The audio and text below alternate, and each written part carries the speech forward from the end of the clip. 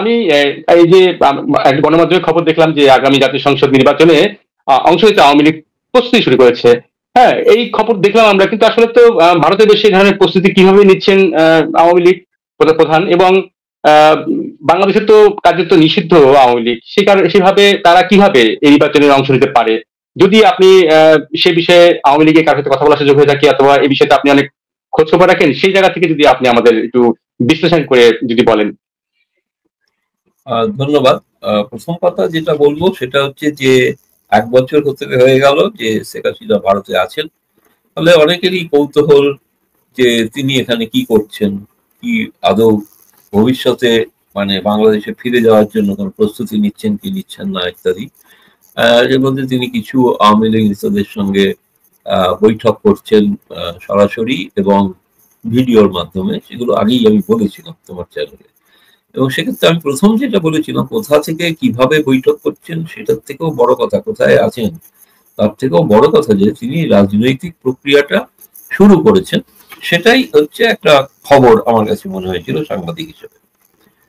দ্বিতীয়ত আমি যেটা বলবো, এটা ঘটনা যে ঠিকই যে গত কোন একটা এই তোমার ইয়েতে সম্ভবত মে মাসে 2025 সালের মে মাসে সন্ত্রাসবাদ বিরোধী আইনে আওয়ামী লীগকে তাদের রাজনৈতিক কর্মকাণ্ড থেকে ব্যাহত থাকার মানে নিষিদ্ধ থাকার একটা, দলকে নিষিদ্ধ করা হয়নি, তার রাজনৈতিক কর্মকাণ্ডকে নিষিদ্ধ করার জন্য কার্যক্রমকে নিষিদ্ধ করার ঘোষণা করা হয়েছিল মে মাসে।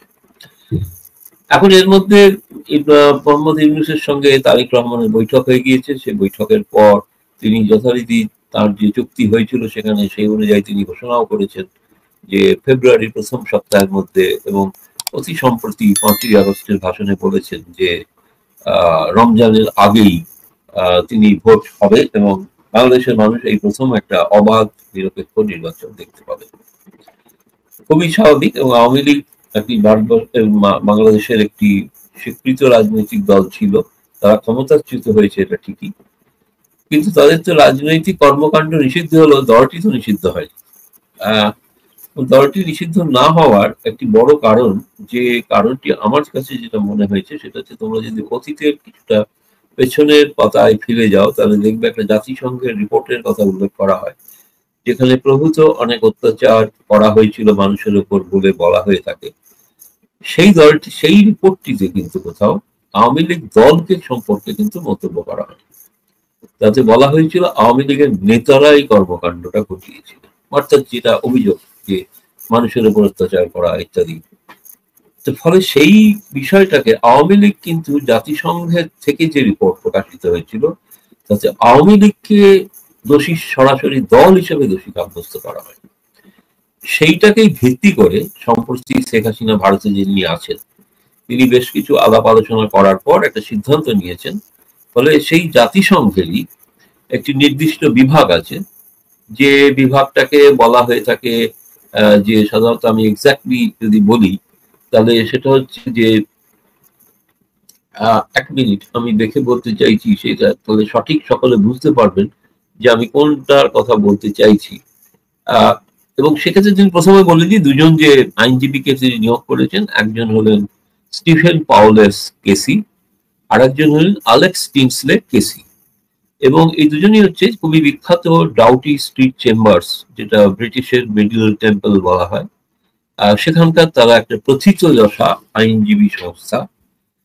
এবং তারা অতীতে এই ধরনের বিভিন্ন রাষ্ট্রনেতা তাদের বিরুদ্ধে যে অভিযোগ হয়েছিল এবং একই ধরনের মানবাধিকার লঙ্ঘনেরই অভিযোগ হয়েছিল, তাদের প্রত্যেকের মামলা কিন্তু এরা নিয়েছিলেন এবং অনেকাংশেই কিন্তু তারা জয়ী হয়েছেন এবং তাদের ক্ষমতা অনেকে ফিরে পেয়েছে। অ্যালেক্স টিনসলের একটা বিষয়বস্তু একটা খুবই ইন্টারেস্টিং, তিনি জুলিয়াস আসাঞ্জের কিন্তু আইনজীবী ছিলেন। জুলিয়াস আসাঞ্জের কথা সবাই জানে, যাকে একসময় হন্যে হয়ে খুঁজে বেড়াচ্ছিল সবাই, কিন্তু তার কথা যিনি উইকিলিক্সের অন্যতম একজন প্রবক্তা বা প্রতিষ্ঠাতা, এবং যে উইকিলিক্স থেকে আমরা বহু তথ্য বাংলাদেশ সম্পর্কেও পেয়েছি, তার হয়ে কিন্তু এই অ্যালেক্স টিনসলে কিন্তু দাঁড়িয়েছিলেন। এবং সেক্ষেত্রে কিন্তু তাহলে এই ধরনের প্রথিতযশা আইনজীবীকে নিয়োগ করার একটা প্রধান কারণ হচ্ছে যে জাতিসংঘে যেটা বলা হয়ে থাকে, যেটা একটা যে যাদের মানে নিরপেক্ষ একজন এক্সপার্ট থাকে, তাদের বলা হয় promotion of a democratic international order, এবং ইউএন স্পেশাল র্যাপোর্টিয়ার। র্যাপোর্টিয়ার বলতে যারা এই বিষয়টা নিয়ে কথা বলেন, আলোচনা করেন, বা বিভিন্ন দেশে যা মানবাধিকার লঙ্ঘন নিয়ে সেই কারণে যারা অভিযুক্ত হন তাদের সম্পর্কে মন্তব্য থাকে। সেইখানে এরা দুজন খুব অবিলম্বে দ্রুত শুনানির দাবি করেছে। আমি এখনো খবর পাইনি যে শুনানিটা কবে হবে। এই শুনানিটার বিষয়বস্তু কি? শুনানিটা হচ্ছে যাতে আওয়ামী লীগের উপর কর্মকাণ্ডের উপর যে নিষেধাজ্ঞা আরোপ করেছে সিন্ধু সরকার, সেটা যাতে প্রত্যাহার করা হয়, এবং সেইটা করার একটা হচ্ছে রাজনৈতিক চাপ ইউনিট সরকারের উপর দেওয়া। আচ্ছা, এটা যদি তারা শেষ পর্যন্ত বলেন না, তাহলেও কি ইউনিট সরকার মেনে নেবে? সেটা বড় কথা না, মেনে নেবেন কি নেবেন নাও মেনে নিতে পারে, কিন্তু এই যাবৎ জাতিসংঘ থেকে যত রিপোর্ট প্রকাশিত হয়েছে শেখ হাসিনা বিরোধী, সেগুলো কিন্তু তারা মেনে নিয়েছে। ফলে তারা জাতিসংঘের রিপোর্টকে অনেক সময় মেনে নেয়। এখন এই মেনে নেওয়ার অর্থ হচ্ছে যে আওয়ামী লীগের উপর যে নিষেধাজ্ঞা জারি, সেটা নৈতিক কি অনৈতিক সেই রায়টা আসবে। সেই রায়টা আসার পর যদি ধরা যায় যে রায়টাকে বলা হলো যে এদের অপরাধ থাকতে পারে, কিন্তু সেটা আদালতের বিচার সাপেক্ষ, কিন্তু রাজনৈতিক দলকে নিষিদ্ধ করা যায় না, তাহলে তারা রাজনৈতিক দল হিসেবে আসন্ন ফেব্রুয়ারিতে যে নির্বাচনের কথা বলা হচ্ছে, সেই নির্বাচনে আওয়ামী লীগ অংশগ্রহণ করবে। এবং একটা বড় কথা হচ্ছে, যদি অংশগ্রহণ করতে দেওয়া হয় তাহলে ঠিক আছে, যদি নাই বা করতে দেওয়া হয়, তাহলে আওয়ামী লীগের পক্ষ থেকে একটা দ্বারা বিশ্বজুড়ে প্রচার করা সম্ভব হবে যে একটি একটি রাজনৈতিক দলকে নিষিদ্ধ করে তাকে রাজনৈতিক প্রক্রিয়া নির্বাচন থেকে বাইরে রাখা হচ্ছে। এটা একটা আন্তর্জাতিক দুনিয়ায় এক ধরনের একটা জনমত তৈরি করলেও করতে পারে। আমি নিশ্চিত নই করবে কি করবে না, কিন্তু সেটা পরের কথা। কিন্তু আওয়ামী লীগের হাতে একটা হাতিয়ার হবে, কারণ একটি বড় রাজনৈতিক দল, যে দলটির এখনো তার প্রভাব রয়েছে বাংলাদেশে, তাকে যদি রাজনৈতিক কর্মকাণ্ড থেকে বাইরে রাখা হয়, তাহলে গোটা দুনিয়া কি সেই নির্বাচনটাকে সঠিক নির্বাচন, নিরপেক্ষ নির্বাচনের কথা যে দাবি করছেন ইউনূস, এবং বাংলাদেশের মানুষ এমন নির্বাচন দেখেনি, বাংলাদেশের মানুষ কি এমন নির্বাচন দেখবে যে সেরকম বিএনপির মতো আওয়ামী লীগও বাইরে থাকবে? তা তো নয়। তাহলে তফাৎ কি থাকবে? একটা কথা বলে রাখা ভালো, 2014, 2018, 2024 সিটের মধ্যে কিন্তু 2018-তে বিএনপি অংশগ্রহণ করেছিল। 2014 এবং 2024-এ বিএনপি নিজে থেকেই বয়কট করেছে। আওয়ামী লীগের এটা সিদ্ধান্ত, তোমাকে যেটা বলতে পারি সেটা হচ্ছে যে তারা নির্বাচন বয়কট করার কোনো সিদ্ধান্তে যাবে না। অর্থাৎ নির্বাচনে অংশগ্রহণ করার না করতে দেওয়াটা দায়টা বাংলাদেশ বর্তমান সরকারকে নিতে হবে। তারাই বক্তব্য, তারা নির্বাচনে পার্টিসিপেট করতে চান, এবং সেখানে তারা জনতার যদি রায়ে যদি তারা প্রত্যাখ্যাত হন, তাহলে সেটা মাথা পেতে নেবেন। একটা স্বাভাবিক গণতান্ত্রিক নির্বাচনে যা হয়ে থাকে। আরেকটি কথা বলে প্রথম পর্যায়টা শেষ করি, সেটা হচ্ছে এবার বলবে যে এই নিয়োগ করলেন যাদেরকে, আইনজীবীকে, তাহলে তারা বা ওটা গ্রহণ করলেন কেন মামলাটা? তারা গ্রহণ করলেন একটাই কারণে, তারা মনে করেছেন, এবং শেখ হাসিনা সেটা তাদের বোঝাতে পেরেছেন, যে তিনি এখনো বাংলাদেশের প্রধানমন্ত্রী। তিনি প্রধানমন্ত্রী বাংলাদেশে হয়তো অবস্থান করছেন না, তাকে অবস্থান করতে হচ্ছে এটা বিদেশের মাটিতে, কারণ তিনি পদত্যাগ করে আসেননি। এবং এবং এও তাদের বলেছেন, যেটা আমি শুনেছি, তিনি কিন্তু পদত্যাগ করতে চেয়েছিলেন 1 আগস্ট, এবং তিনি রাষ্ট্রপতির কাছে পদত্যাগপত্র দিতে চেয়েছিলেন। কিন্তু সেনাবাহিনী থেকে তাকে বলা হয় যে ম্যাডাম আপনি একদিন অপেক্ষা করুন, এখনই পদত্যাগ করবেন না। যেটা কয়েকদিন আগে শুনলাম যে ওই প্রেস সেক্রেটারি বলছিলেন যে তিনি নাকি জাতির উদ্দেশ্যে ভাষণও দিতে চেয়েছিলেন। এটা ফ্যাক্ট হতে পারে, এটা সত্য কথা, এবং তিনি পদত্যাগ করেই ভাষণটা দিতে চেয়েছিলেন, কিন্তু তাকে বোঝানো হয় যে তিনি পদত্যাগ করবেন না, এটা সময় নেই।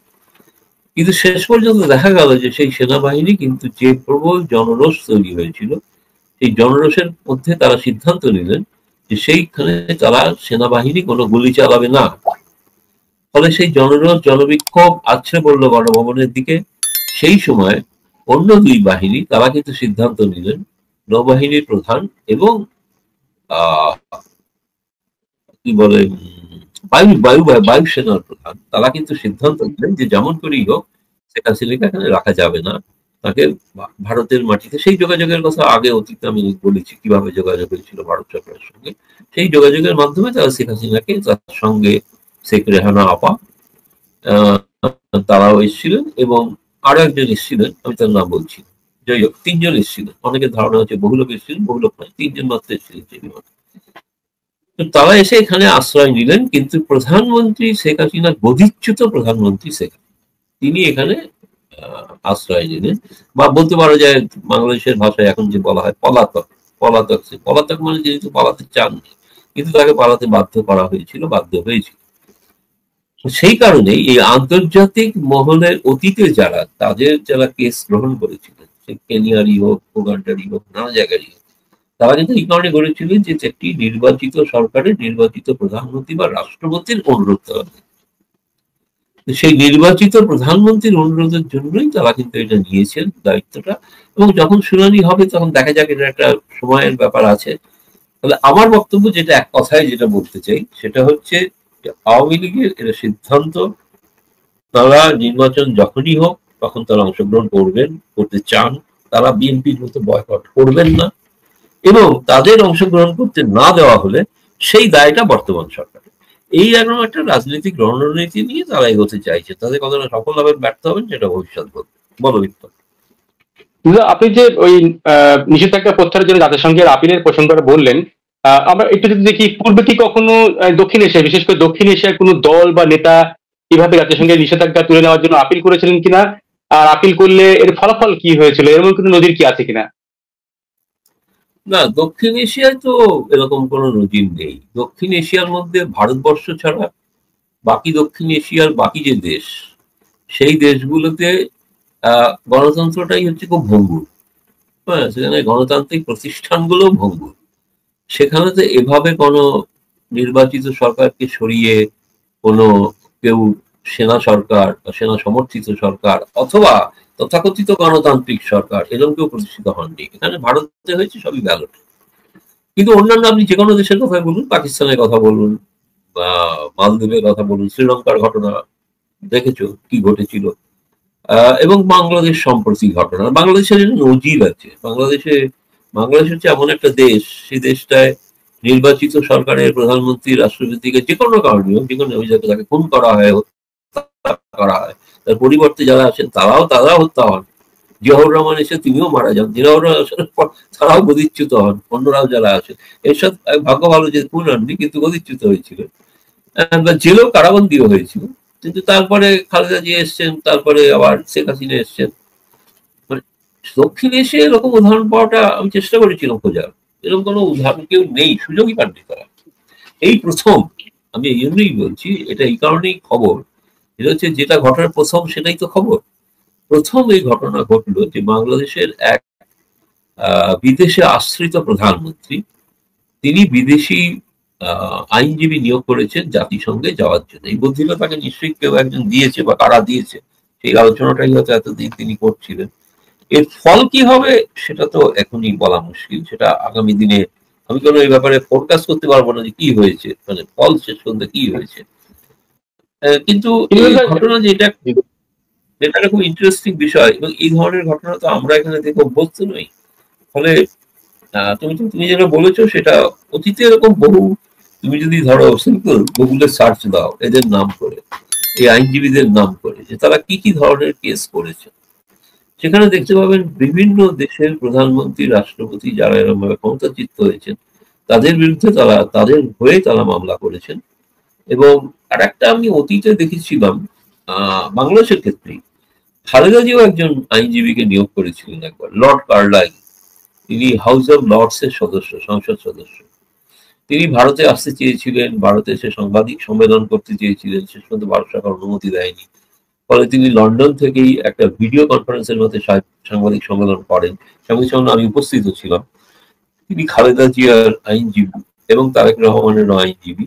সেটাই সর্বশেষ একটা ঘটনা বাংলাদেশের প্রেক্ষাপটে, এটুকুই জানি। তবে শেখ হাসিনা যেটা করলেন এটা নিঃসন্দেহে একটা অভিনব বিষয়, এবং এই অভিনবত্বর ফল কি হবে সেটা ভবিষ্যৎ বলবে। আপনি যে খালেদা জিয়ার প্রসঙ্গ বললেন, যে ওই সময় ভারত সরকার অনুমতি দেয়নি জন্য তার আইনজীবী ভারতে এসে সংবাদ সম্মেলন করতে পারেনি, কিন্তু ভারতে বসে এই ধরনের কার্যক্রম করছে, সেটা নিয়ে আওয়ামী লীগের সভাপতি যে এই জাতিসংঘে আপনার আপিল করছে ভারতে বসে, এই ভারতীয় সরকারের দৃষ্টিভঙ্গি কেমন, বা ভারত সরকার এই বিষয়ে কি প্রতিক্রিয়া দেখাচ্ছে? আপনি ভারতীয় ঊর্ধ্বতন কর্তৃপক্ষের সাথে কথা বলার সুযোগ হয়েছিল, তাদের প্রতিক্রিয়া আসলে কেমন পেয়েছেন?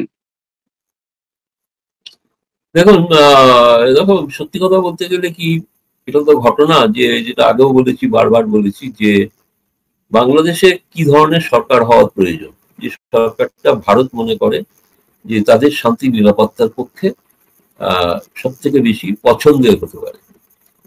সেক্ষেত্রে আমাদের 15 বছরের একটা ভারতের অভিজ্ঞতা আছে। শেখ হাসিনা সরকার থাকাকালীন কোনোভাবেই ভারতকে বিব্রত হতে হয়, অতীতে অনেকভাবে বিব্রত হতে হয়েছে, নানাভাবে। উত্তর পূর্বাঞ্চলের রাজ্যগুলিতে যে ধরনের অশান্তি, তাদের যে শিবির, এই শিবিরগুলো সমস্ত বাংলাদেশে ছিল, এসব ঘটনার আমরা কিন্তু শিক্ষা পেয়েছি। ফলে এর ভারত সরকার চাইছে না যে কি এরকম নয় যে আওয়ামী লীগকে কালকে এনে ঢাকাতে ক্ষমতায় বসিয়ে দেবে, সেরকম কোনো ব্যাপার। হ্যাঁ, তার একটা স্বাধীনতা তাকে বলতে পারো যে দিয়েছে। সেই স্বাধীনতার জন্য তাকে এই কারণেই দেওয়া হচ্ছে, এটা মনে হচ্ছে ভারতের একটা কূটনৈতিক চাপের খেলা বলেই আমার মনে হয়েছে। তুমি তো জানো যে গতকালও ভারত পাটজাত পণ্য বাংলাদেশ থেকে রপ্তানির ব্যাপারে নিষেধাজ্ঞা জারি করেছে। এটার কারণটা হচ্ছে একটাই, যে ভারত সরকার এখনো পর্যন্ত ইউনূস সরকারের পক্ষ থেকে, তার কিন্তু আমি একটা কথা আগেও বলেছি, বারবার বলছি, এখনো বলছি, সম্প্রতি বাংলাদেশে নিযুক্ত যে বাংলাদেশের হাই কমিশনার রিয়াজ হামিদুল্লাহ, তিনি কিন্তু আপ্রাণ চেষ্টা করছেন যে কিভাবে সম্পর্কটাকে স্বাভাবিক করা যায়, এবং সে বিষয়ে কোনো সন্দেহ নেই। এবং এটাও আমি শুনেছি, তিনি একটা শিলংয়ের যে মিটিং হয়েছিল থিঙ্ক ট্যাঙ্কের সঙ্গে, সেখানে তিনি বলেছেন, তাকে বলা হয়েছিল যে আপনি যেটা করছেন আপনি একক প্রচেষ্টাই করছেন নাকি এর পেছনে সরকারের সমর্থন আছে, মানে ইউনূস সরকার। তিনি বলছেন না, আমি যেটা করছি সেটা ইউনূস সরকারের সমর্থন আছে। এবং তিনি এটাও বলেছিলেন তার মধ্যে থেকে যে বাংলাদেশের যে ভৌগোলিক অবস্থান, তাতে ভারতের জন্য প্রয়োজন হচ্ছে বাংলাদেশের সঙ্গে সম্পর্ক ভালো করা, এবং সেটা বাংলাদেশের বর্তমান যে হাই কমিশন দিল্লিতে আছে তাদের, আমি বলবো, প্রত্যেকেই সেটা চেষ্টা করছেন যাতে সম্পর্কটা উন্নত হয়। কিন্তু প্রশ্নটা হচ্ছে বিপরীতে ভারত সরকার যেটা দেখছে, বাংলাদেশে যে ঘটনাবলীগুলো ঘটছে, যে ঘটনাবলীর কারণে ভারত এখনো সম্পূর্ণ, সত্যি কথা বলতে গেলে, ইউনূস সরকারের উপর কোনো আস্থা জ্ঞাপন করতে পারছেন না। কারণ যে সমস্ত তারা মানে রাজনৈতিক কর্মকাণ্ড করছেন, মানে বা কূটনৈতিক স্তরে উদ্যোগ নিয়েছেন, চীনের সঙ্গে সম্পর্ক হোক কিংবা পাকিস্তানের সঙ্গে সম্পর্ক হোক, যেখানে পাকিস্তানের সঙ্গে যে ভিসা চুক্তি স্বাক্ষরিত হয়েছে, তার ফলে অবাধে আইএসআই সরকারি লোকেরা আসতে পারবেন বাংলাদেশে, মানে আইএসআই লোকেরাও আসবে। আইএসআই লোকেদের সম্পর্কে ভারতের একটা চিন্তার জনক বিষয় তো আছেই। দ্বিতীয়ত, লালমনিরহাটে একটা বিমানবন্দর তৈরি হচ্ছে, যদিও বাংলাদেশ সরকার আশ্বস্ত করেছে যে না, এটা ভারতের নিরাপত্তার জন্য কোনো বিঘ্নিত হওয়ার কোনো কারণ নেই। এমনকি হাই কমিশনার নিজে একটি ঘোষণা বলেছিলেন যে বাংলাদেশের মাটি ভারতের বিরুদ্ধে ব্যবহার করতে দেওয়া হবে না। কিন্তু সেটা সবটাতেই যে শেষ হয়ে যাচ্ছে তা নয়। ফলে তুমি যেটা বলতে চাইছো যে এই আওয়ামী লীগকে যে রাজনৈতিক কর্মকাণ্ড, আমি বলবো যে করতে দেওয়া হচ্ছে না, তাকে কোনো বাধা দেওয়া হয়নি এখন, এটা ঘটনা। তার তো বাধা দেওয়া থাকলে তিনি এ ধরনের রাজনৈতিক কর্মকাণ্ড, তিনি কার সঙ্গে কথা বলছেন লন্ডনে বা নিউ ইয়র্কে, কাকে তিনি তার লয়ার হিসেবে অ্যাপয়েন্ট করছেন, একজন অপরাধীও যদি পান, অপরাধী তো তারও আত্মপক্ষ সমর্থনের সুযোগ থাকা উচিত না। আজকে যেটা বাংলাদেশে ঘটেছে, যেটা হচ্ছে হাসিনা সরকার ট্রাইব্যুনালে যে লয়ার অ্যাপয়েন্ট করেছিলেন, তাকে সেখানকার ট্রাইব্যুনাল খারিজ করে দিয়েছে। অপরাধীকে তো আত্মপক্ষ সমর্থন করার যদি সুযোগ না দেওয়া হয়, তাহলে সেই ট্রাইব্যুনালের রায় তো ভাই কেউ মানবে না, মানা সম্ভব না। এখন তার পছন্দের সেই হাসিনার লয়ার কে হবেন, সেটাও কি বর্তমান সরকার ঠিক করে দেবে? তা তো নয়, এটা হাসিনাই তো ঠিক করবে না। তিনি অপরাধী, তার বিরুদ্ধে অপরাধের অভিযোগ আছে, সেই অপরাধের অভিযোগগুলো খণ্ডন করার জন্য তাকে একজন আইনজীবী নিয়োগ করতে হবে। সেই আইনজীবী তিনি ঢাকায় নিযুক্ত করেছেন, সেই আইনজীবী তিনি বিদেশেও নিযুক্ত করেছেন। যেহেতু ইউনূস সরকার কথায় কথায় জাতিসংঘের উদাহরণ দেয়, জাতিসংঘের রিপোর্ট এই বলেছে, জাতিসংঘের রিপোর্ট তাই বলেছে, জাতিসংঘের রিপোর্টে অত্যাচারের কাহিনী আছে,